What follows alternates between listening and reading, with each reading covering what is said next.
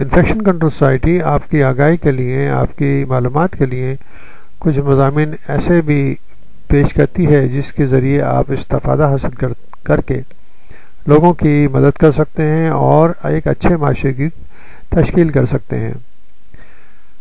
گر زندگی خدمت سے عبارت ہو، صحت اور تعلیم اور سماجی خدمات سے وابستہ اداروں کے ساتھ مل کر معذور افراد کی مدد کی جا سکتی ہے۔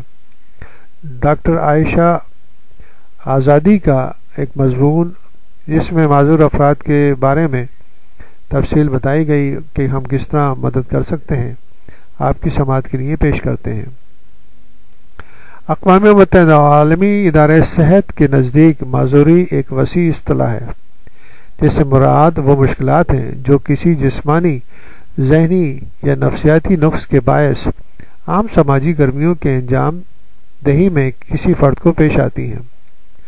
عالمی ادارہ صحت کے اعداد شمار کے مطابق دنیا کی کل آبادی کا 10واں حصہ معذور افراد پر مشتمل ہے، یعنی ہر 10 میں سے ایک فرد معذور ہے۔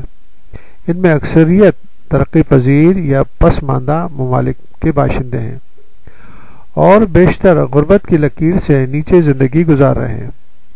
خوراک، تعلیم، ملازمت اور طبی سہولتوں سے محرومی ان کی زندگی کے عام المیہ ہیں۔ یہی وجہ ہے کہ اقوام متحدہ کے اعلامیے کے وجہ کے بعد سے اب تک ہر سال معذورین کے کسی نہ کسی مسئلے پر خاص توجہ رکھی گئی اور سال بہ سال کئی ممالک میں باقاعدہ قانون سازی کے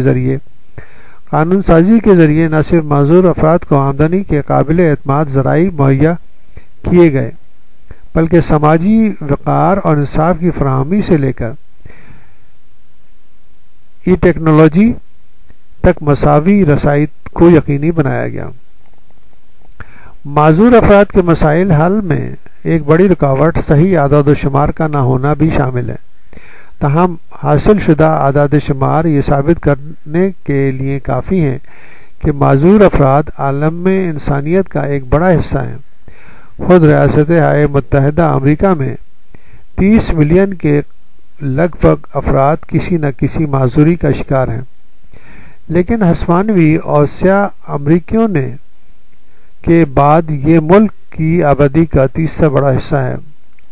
دوسری طرف جنگ کی تباہ حال افغانستان میں 1 ملین سے زائد معذور افراد موجود ہیں اور شرح فیصد کے لحاظ سے یہ کسی ملک کی آبادی کا بڑا حصہ ہے۔ ان اعداد شمار سے جہاں یہ ثابت ہوتا ہے کہ خود انحصاری کی زندگی گزارنے میں مدد دینا معذور افراد کا حق ہے، وہیں یہ حقیقت بھی سامنے آئی ہے کہ یہ عمل خود بنی نوع انسان کی اپنی فلاح و بہبود کے لیے بہت ضروری ہے۔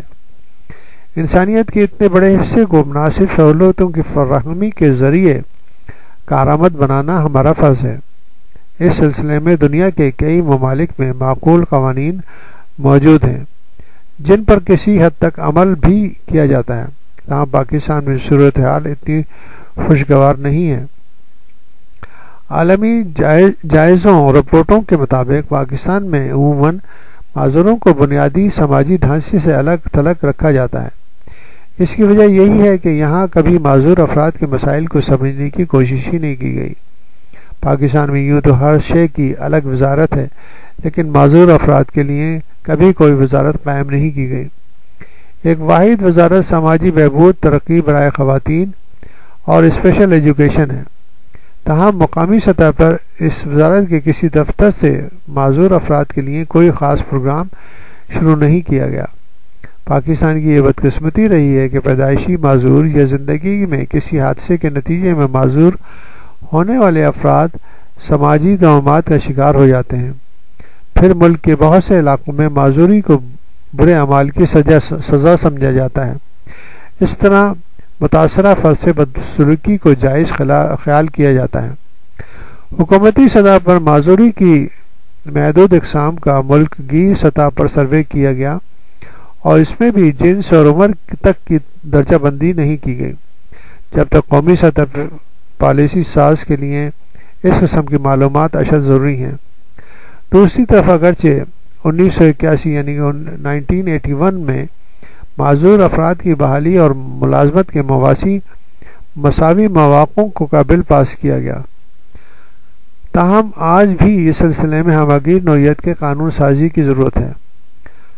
البتہ تعلیمی منظرنامے میں کچھ نہ کچھ پیش رفت ضرور ہوئی ہے۔ معذور بچوں کے لیے علیحدہ اسکولوں کی ضرورت کو تسلیم کیا گیا، چنانچہ 49 یعنی کہ 49 کے لگ بھگ ادارے مختلف مقامات پر قائم کیے جا چکے ہیں۔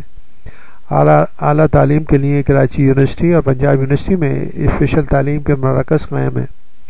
اس کے علاوہ کراچی اور لاہور میں نابینا افراد کے لیے بریل لائبریریز قائم کی گئی ہیں، ساتھ ہی کئی مقامات پر نابینا افراد کے فنی تربیت کے ادارے قائم ہیں تاہم یہ افراد خود پر انحصار کر سکیں۔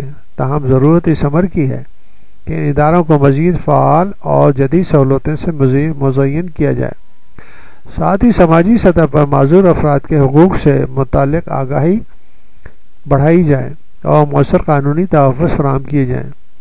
اقوام متحدہ کا یہ بھی کہنا ہے کہ معذور افراد کو صحت عامہ بحالی صحت کے متعلق خدمات تک رسائی دی جائے تو وہ ملازمت حاصل کرنے، ترقی پانے کے قابل ہو سکتے ہیں۔ اقوام متحدہ اس بات پر بھی زور دیتی ہے کہ معذور افراد، ان کے خاندان اور برادری، صحت و تعلیم اور سماجی خدمات سے متعلق اداروں کے ساتھ مل کر کام کریں تاکہ انہیں بے روزگاری اور غربت کی دلدل سے گرنے سے بچایا جا سکے۔ اس لیے ضروری ہے کہ ہم بہتر طریقے سے اس مسائل کی درجہ بندی کریں۔ اس کے علاوہ ہمارے ملک میں اولڈ ایج یعنی کہ جو بڑی عمر کے افراد ہیں ان کے مسائل بھی بہت زیادہ بڑھتے جا رہے ہیں، اور فیملیز جو ہیں ان کو الگ کر دیتی ہیں اور ان کے مسائل، ان کو بیماریاں اور مشکلات اور معاشی مشکلات آ گرتی ہیں، تو ان کے مسائل بھی ہمارے لیے سامنے بہت بڑی مسئلہ بن کر سامنے آ رہے ہیں۔ تو ان سب چیزوں کو باقاعدگی سے ایڈریس کرنا چاہیے اور ان کے لیے کچھ نہ کچھ بہتر طریقے سے پروگرام بنانے چاہیے۔